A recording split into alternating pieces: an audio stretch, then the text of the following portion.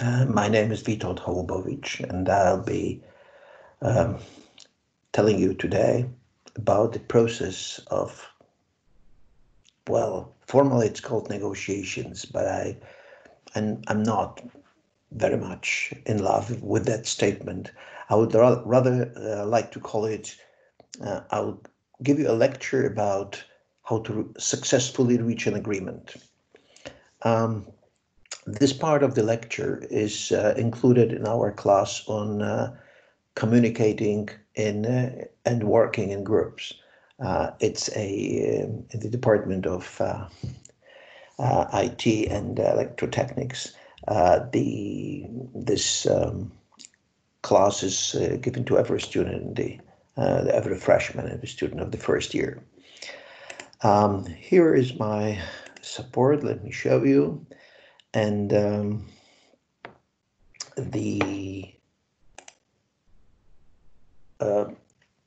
so the subject is negotiations and how to reach agreement in real life. Why don't I like the word negotiations? Because if I ask an average student, have you negotiated in the last week something? Have you been involved in this sort of negotiations? A typical answer would be not, no, no, no, no, no. It's not the things I'm doing. But if you ask this same question in a different way, if you ask the question, have you discussed anything? Have you tried to agree on something, to make a settlement with somebody? It could be at university, it could be at home, it could be with your partner or something, girlfriend, boyfriend, whatever. Then typically we would say, oh yes, several times, okay, or something. So I'll start this class by showing you a few popular myths about negotiations. And for simplicity, I'll be using this term negotiations. Well, the first actually I've said already. The first stereotype is, well, negotiations is not for me. Is for lawyers, is for presidents, is for the rector of the university, not for me. I'm an average person. Well, the actual fact is that to agree on something, to discuss something, to try to reach a situation when everybody involved is fairly happy, well, that's just a form of communications. We, as people, we live in groups, we work in groups, and you can't avoid it. You don't want to avoid it. It's just a part of a real life. Well, let me move to the second myth, which is very often it's an opinion which seems to be obvious for many people. Well, many people would say, what's your objective? What's your goal in negotiating? And they say, well, I want to win. Isn't it obvious? If there are two parts and two parties and or two people or two organizations, and there is a difference in opinion, and if you ask a question, what would you like to achieve? Well, I would like to have my proposal accepted. Now, in reality, it's not so easy. Well, first of all, we should point out that in practice, these discussions, these settlements, these negotiations are usually, in the vast majority of cases, done with people with whom we interact for a long time. These are members of our family or maybe co-workers from our company. Maybe these are students with whom we are, studying, or maybe these are, ladies in the dean's office or something. These are situations where you interact with you have interacted with those people already for significant time, and you will be interacting. Does it change the situation? Yes, it does. In other words, if you suppose that you have a chance to insist on your proposal, to make people, to force your proposal. Is it the right strategy? Well, it could be the right strategy for today, but it typically is not an efficient strategy from a longer perspective. Because people who are pressed, who are forced to do something, they feel really uneasy, sometimes even humiliated. And if you treat people with disrespect, they will not forget it. They will keep it in mind. They will pay you off, pay you back. So in reality, a much more efficient strategy, even if sometimes it may seem like, well, you're sacrificing something on your side, is to try to reach the win-win. It's really an expression, the win-win solution, which is popular now in the everyday life. You're trying to reach win-win. What is it? It's a situation that after trying to reach an agreement, uh, whether this is a discussion with your employer on the rate he or she is paying you, whether this is a discussion with your friends on how to spend, the weekend, whether it's any other type of whether it's just discussing, split of home duties with your partner or spouse. It's a much more efficient solution to try to find you know, uh, an outcome which would be fairly good for both sides. Why am I saying fairly good? Maybe it should be excellent. Well, life is rather full of fairly good things, and excellent situations happen by definition only rarely. So fairly good is normally good enough. Okay. Um, so a consequence of this. Now, what happens if you cannot see the win-win solution? If, for example, you are discussing a potential new employment with a company owner, and you see that it doesn't fit. You are expecting different type of a job. Maybe you are expecting different type of a salary or something, or maybe different hours or something.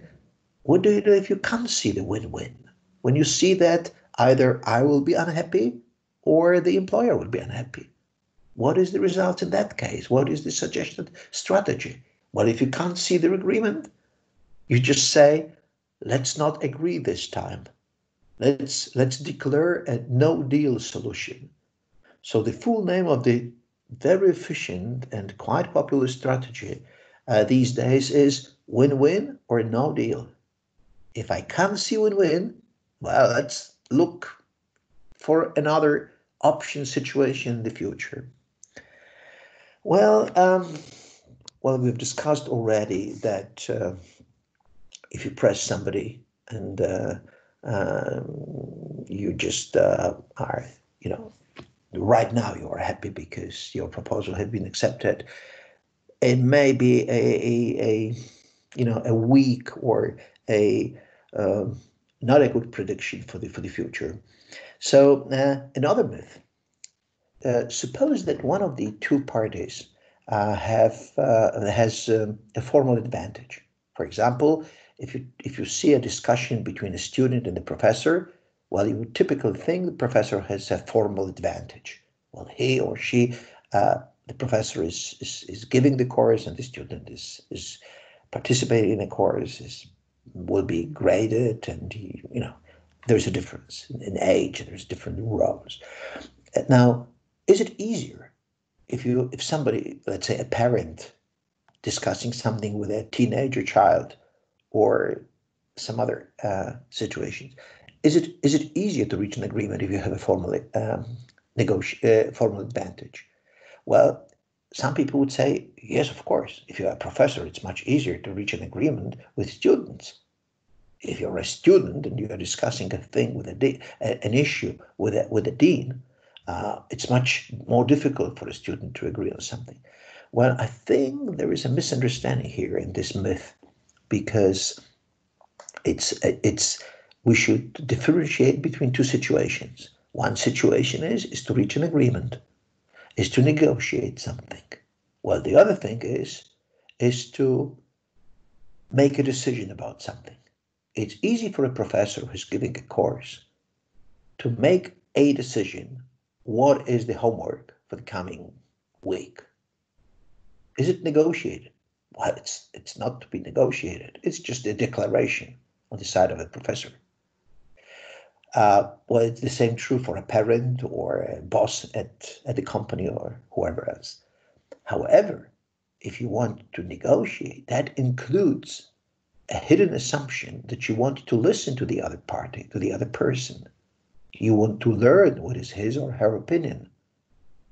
You want to actively listen, understand with an empathical approach what the other party thinks, and then possibly modify your approach and modify your proposal. Well, in this case, if you have a formal advantage, it may very often be more difficult than if you didn't have. Why?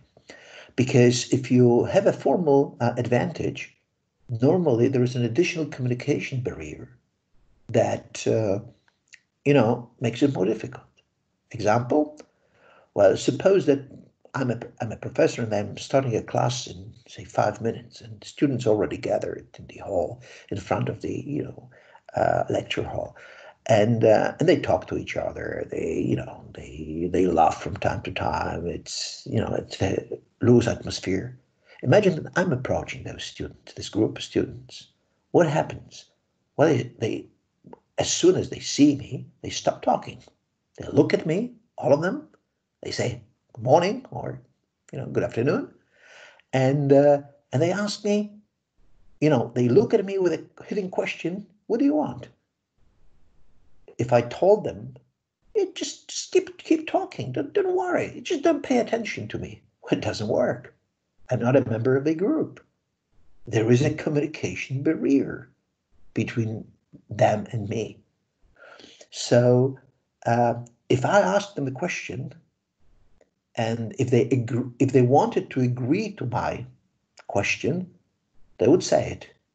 But if they wanted to disagree, they normally would hesitate before saying no. Why? Because there is a communication barrier. So it's in order to understand that they don't want to agree, I need more time as compared to a situation when there will be my peer on the other, say, side. Okay, so it's an additional communication barrier. And the final thing which I want to make you a comment. Well, suppose you want to agree on something. For example, there is a bunch of friends meet, and they want to discuss a potential joint, say, excursion for a week, first week of July, for example, or something. And the question is, would you like the other people to be skilled negotiators, effective, or would you rather prefer that they are weak negotiators?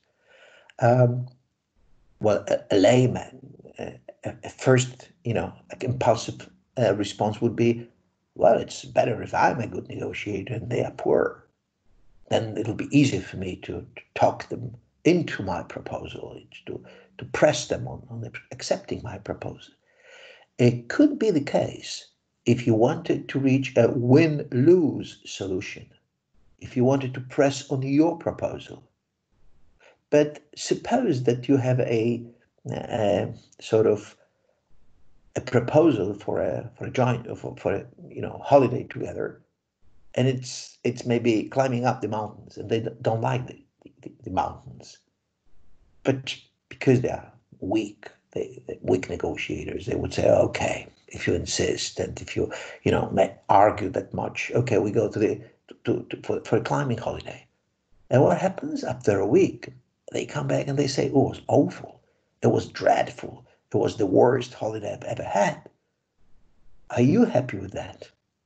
You persuaded them into it. Obviously not. You don't want to lose friends. You don't want to be, to feel guilty, etc. So it's better to have people who do know what they want, who are systematic in the procedure, who settle first, first date, and then maybe the price, and maybe a type of holiday or something. Well, there would be many more methods than just those examples, but it's simply to start our lecture. It gives you a feeling. Uh, what is all this jazz about? What is all this discussion about? Well, another common myth, that's just the last one, would be very many people think that if you negotiate, you primarily negotiate about money. If you ask students what is the typical question of example of a negotiating situation, they would typically give you an example that they bargain on something with somebody else, like they buying a second-hand car, or maybe they're in a flea market and they buy a second-hand object or something, and they bargain with the seller. And there's only one issue. The issue is, what is the price that I buy it from you? Well, that's definitely not the case. In real life, it's rarely that you negotiate about money, or at least rarely that you negotiate primarily about money. Money may be involved. Like, for example, if you negotiate a new job, well, obviously there is money involved, because if you are not paid, you wouldn't be willing to do this job. But job is not only about money; it's about work conditions, what you do, when you do, with whom you do, etc. All right, now let's move to a few other interesting issues. Well, phases of negotiations. Um, what would be, when is it that you start to negotiate? Many people think, okay, let's suppose that a group of students consider going together for a holiday. Well, they start negotiations or discussion when they sit together and start to exchange ideas. Some of them more smart than the others, but exchanging opinions. That would be the start of the of the process, and that's only or for example, if you start talking to your future potential employer, that's the start of the negotiations. In reality, it's not so. Um, in reality, this is well, experienced negotiators, when they want, for example, to go to Erasmus office, and because they're considering, say, student considers spending a term or 2 semesters in some other university. Well, well, in general, the starting recommendation is to do three things before you start to talk to the other party. What are those three things?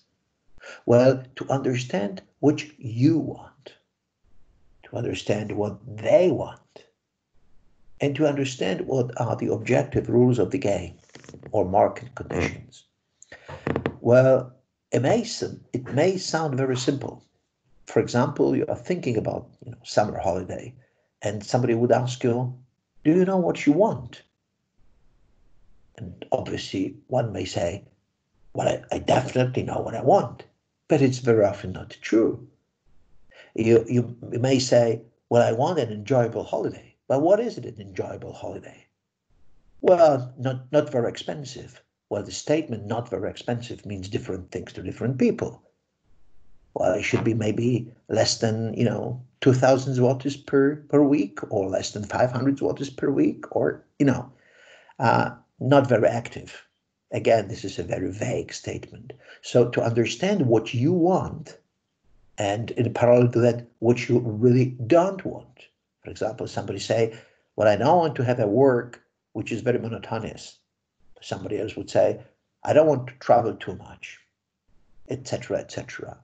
Now, what does the other side, what the other party wants? Um, well, how can I know what they want? Well, sometimes you can know. Sometimes before you go to a potential employer, there is maybe a work advertisement and you can read it. Maybe you can read some more materials about the company, what are the characteristic features. Maybe you can talk to other people who work at that company to understand what is the work culture or corporate culture there, what kind of work it would be, what kind of person you would have to be in order to fit. You have you should try to understand the other party. If you can't understand that, you should do it in your first meeting. You meet and you say, well, I would like to learn more about the kind of position that you are advertising.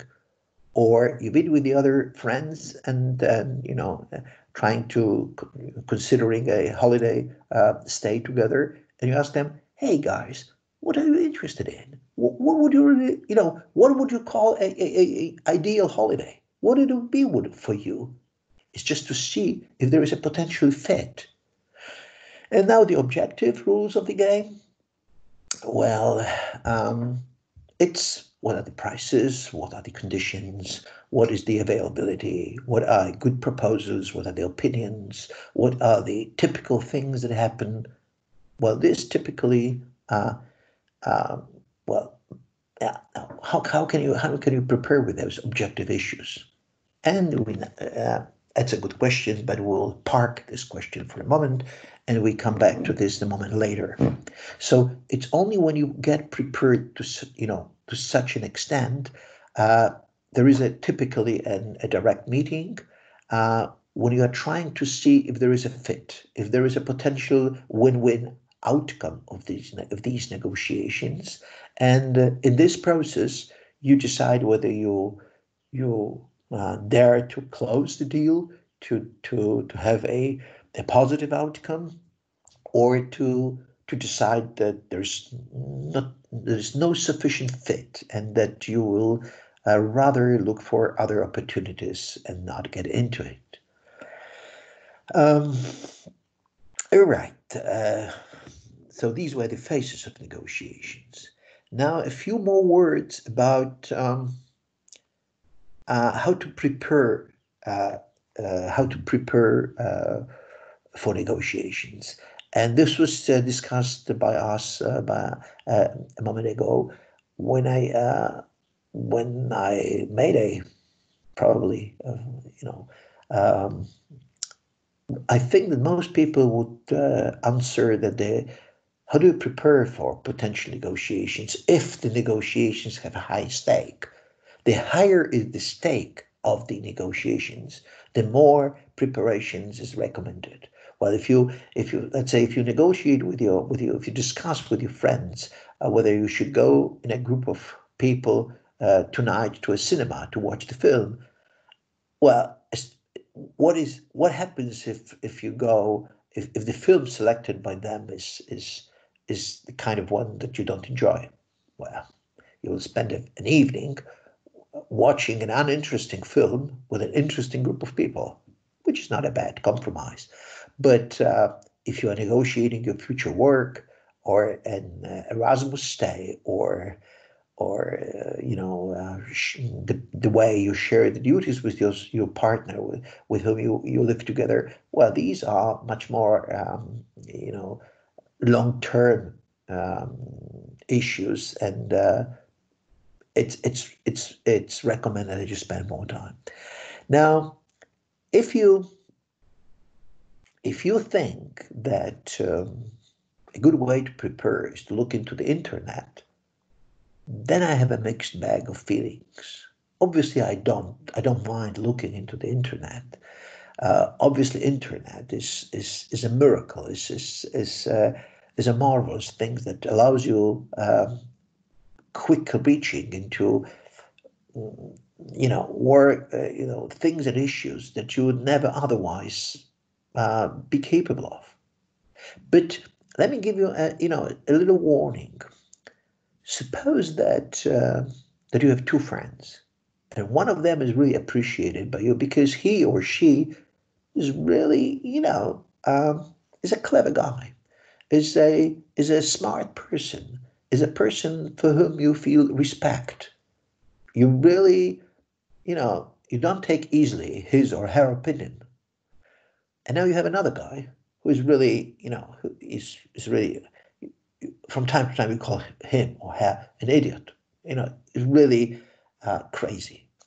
And sometimes the opinions of that person, that second person, are so extreme, absurd. Now, imagine that you have an issue which is important for you, and you are trying to get prepared, and you have two opinions. One coming from that, person which you treat with respect, and the other that comes from the crazy person. Which opinion you would appreciate more? Well, typically the opinion from that clever person. Obviously, you may say the crazy person from time to time has very unusual but not very silly idea. Yes, from time to time. But normally, you appreciate more something which is said by a person for whom you feel respect. And this is the issue with the internet. In the internet, obviously, you have an infinite amount of information. It's given by infinite number of authors. Authors you typically don't know. And I'm not saying about fake news, about things that are opinions that are artificially created, maybe bought and put into the internet to push you into an unsound decision. But I'm talking about people who give their opinions in an impulsive way. Very often they're not clever people. If most of the authors in the internet were clever, there would be not so much hate in it. And there is a huge amount of hate. So my suggestion would be, yes, internet is a good source of information, but shouldn't be the only or the main source of information. Do I have another proposal? Yes, I do. I think that the way of preparing for reaching effectively good agreements, lasting agreements, is to go to somebody and ask for him or her for advice. How could I? Asking somebody for advice I think, is hugely underappreciated, underestimated source of smart opinions. Imagine that you are a student. Imagine that you have a younger brother or sister, and who is in the high school still, and he or she comes to you and asks you, "Hey, you have a minute?" Yeah, what's the point? Well, I wanted to talk to you about the university life. Would you have a couple of minutes to tell me how is it? Because I'm hesitating. What would you feel in this moment? Well, typically, each of us, including myself, anybody, would feel good. The ego of you is, growing. Why? Because somebody has treated you as a clever person, a person whose opinion is valued, is valuable. So you feel good about it. And if you didn't have time in this particular moment, you would say, okay, now, sorry, I'm busy, but come to me tomorrow and we will talk about it. People like to be asked for advice. Giving advice is so much, positive for your ego. The people are often giving you advices without being asked, especially, maybe older people or maybe people from your family or something. Advices at a point where you really didn't want to be advised. So that other person doesn't have to be an expert in what you're talking about. Doesn't you don't go for expertise. You typically go for a clever external opinion from an experienced person, and you typically get it. You may find those people either at university or at home or among your relatives, aunts or uncles or older colleagues or older siblings. Everybody, maybe a professor in the course or somebody. So just keep it in mind. Well, Well, let me talk now about the venue, the place where negotiations occur. Well, that seems like a banal topic. I mean, what's interesting to be said about the place? It should be probably quiet. It should be, should have enough place, and that's about it. Well, there's more into it. Well, first of all, let's start with the statement that when two people or two institutions or two companies or two countries discuss a certain thing, it's very rarely that people are equal. What does it mean people are equal? Well, suppose that two students discuss a potential going into a football match on Sunday. Okay. Well, there's two students from the same student group, from the same university, either the same sex or different sex, two people, two friends, maybe partners. Now, it would seem to us that they are equal. Um, yeah, in the legal sense, yes, they are equal. How about the social side? Well, typically it is so that one person um, is much more willing to look for the company of that other person than the other side around. So person A is more interested in going together with person B than person B is interested in going with person A. We can talk about friendship and going together for a football match. We can talk about private things, intimate relations. Typically, this relation is non-symmetrical. Well, obviously it can change in time. It can start with a situation that person A is more interested than person B, and a year later, person B would be more interested than person A. And the same is at work. If you have two friends from work, and the same is between companies. If you have two companies and they consider going together for a bid, uh, a process of fixing a contract, typically one organization is more interested in that than the other one. And what is interesting is that these negotiations, these preparations for potential joint bidding takes place at the location of the more important one. So, for example, with two students and they consider going together for a football match on Sunday, and so person A is going to person B. It's not like the person A is not saying, "Hey, B like Bartek, could you come to me? I want to ask you a question." No, person A like Andrew. Andrew goes to Bartek and say, "Hey, Bartek, you have a minute? I wanted to ask you a question. I've seen an interesting information about the football match on Sunday."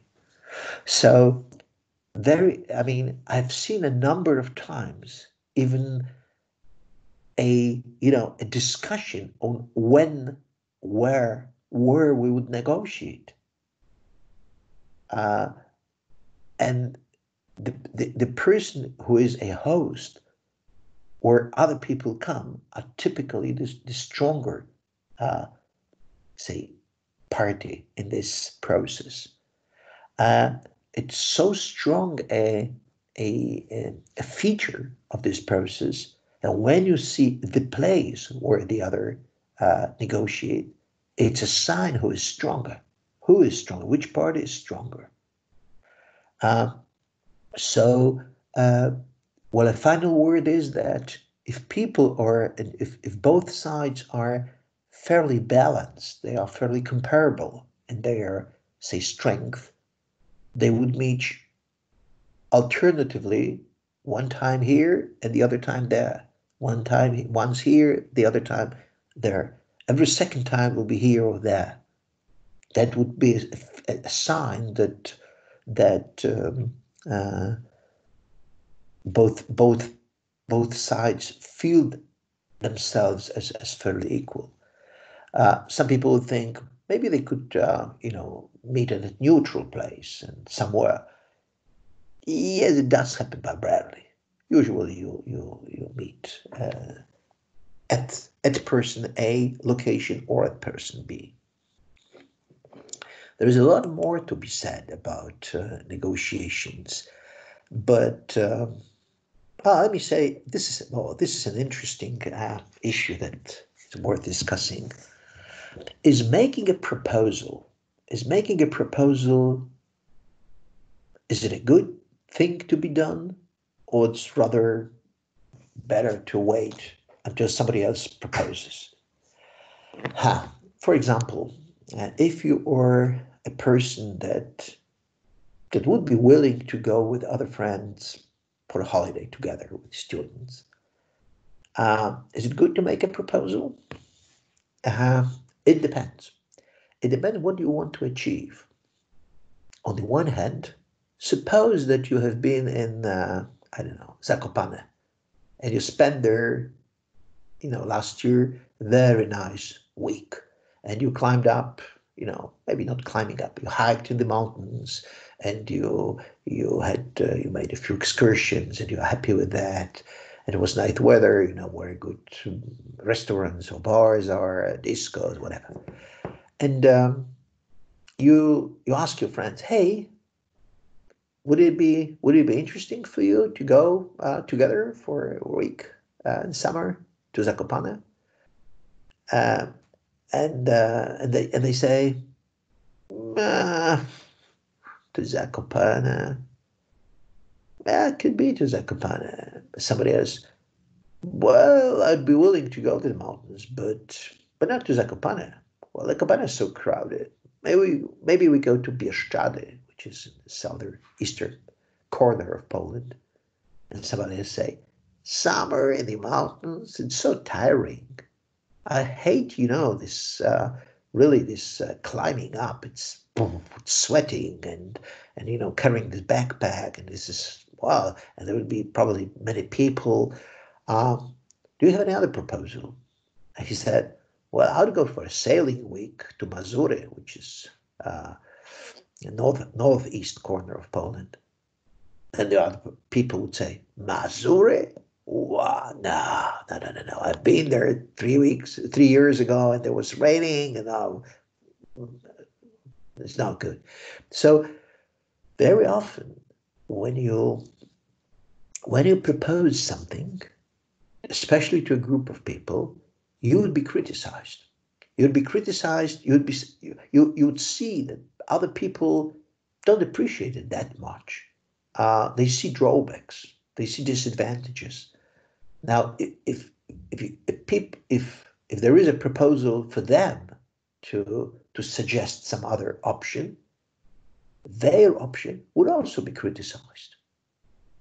So in other words, those people who propose are typically met with critical remarks. Obviously, some people would like these suggestions, but you would typically hear, a critical comment. And some people don't like to be criticized. So if you don't like to be criticized, you'd rather not make suggestions. But on the other hand, suppose that these bunch of friends are discussing for 15 or minutes or half an hour possible option for going together. And very often, more often than not, the end result would be, well, maybe we go together to Zakopane. This original, proposal that Mark done was interesting. And details on that. Well, I can tell you because I know the hotel, which was really perfect, very good location, decent prices, good food. You are prepared for that because you have this potential excursion. You see it. You've done it last year. You basically almost like copy last year, maybe changing this or that because you have now more knowledge or opinions. So keep in mind that making proposals is a characteristic feature, is one of the roles of the leader. If you are making the proposals, you have a good chance of becoming a leader, informal leader of the group. Why? Because if they accept, your proposal, they will expect you now to do next steps in trying to organize it. Maybe make a booking, maybe make an excursion plan. So is it good to be a leader? And for this situation, an informal leader. Um, well, it depends what you want. Some people love to be leaders. Some other people hate being leaders. Why? Because they don't want to take responsibility for what the other people do, for example. Some people think, I don't want to propose a joint holiday because if they are unhappy, they would blame me. I don't want, what's the point? I'll wait until they propose something. So there are pluses and minuses, but you should be aware what to do. Well, a final note is that the same situations happen in business. If you do the first step, you propose something, you have an option of um, being appreciated, of being considered as something who is innovative, who is thinking, forward, who is considering different options. And that's for many people is a good sign. Well, the last thing that I want to discuss, and these are all like uh, it's just the first part of this complicated but fascinating process of negotiations, is the time. What is the role of time in negotiations? Well, first of all, the very general basic statement is if you want to agree, to reach an agreement on something, you should have time. You cannot expect to reach an agreement in a minute or two. Why? Because to reach an agreement with some other person or people involves an assumption that you want to listen to their or his or her or their opinion. You want to learn it. Now, learning somebody's opinion, understanding it, understanding the motivation, the goals, it takes time.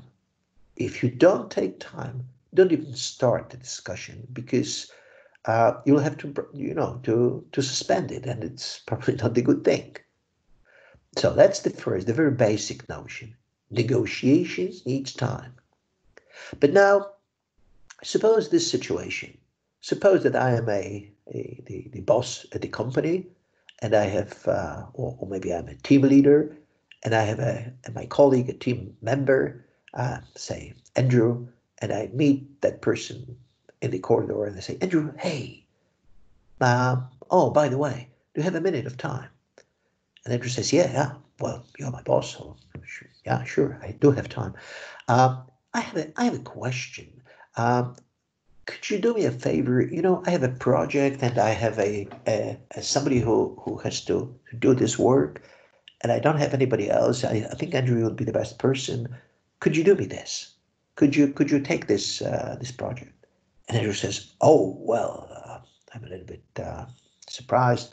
I have a lot of work. I'm not really sure.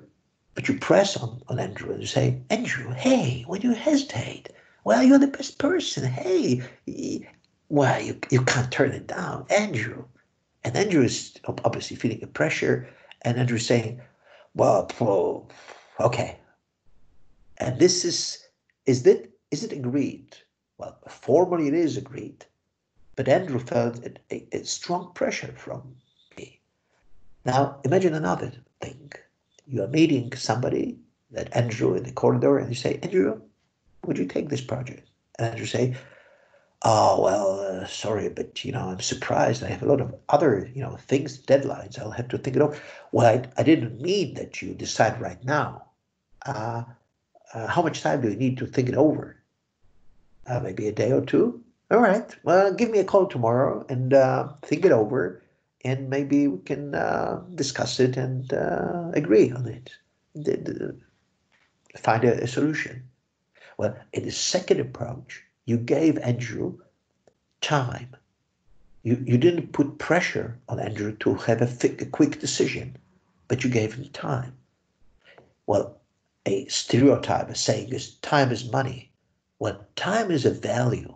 If you give somebody time to think it over, maybe to call a friend, maybe to, to talk to other person, to seek advice, that is a value. So it's very important if somebody is pressing on you and expecting you to make a quick decision, very often they will try to manipulate into something that you would later regret. What is the conclusion? If you feel a pressure to make from somebody to make a quick decision, even more so, do not do it. Do not do it. But then that other person would press me even more. Then even more say no. Well, ladies and gentlemen, this was just an introduction to the fascinating issue of communication, negotiation, reaching an agreement. There's much more into it. And those interested are invited to come down to my class on communications. Thank you.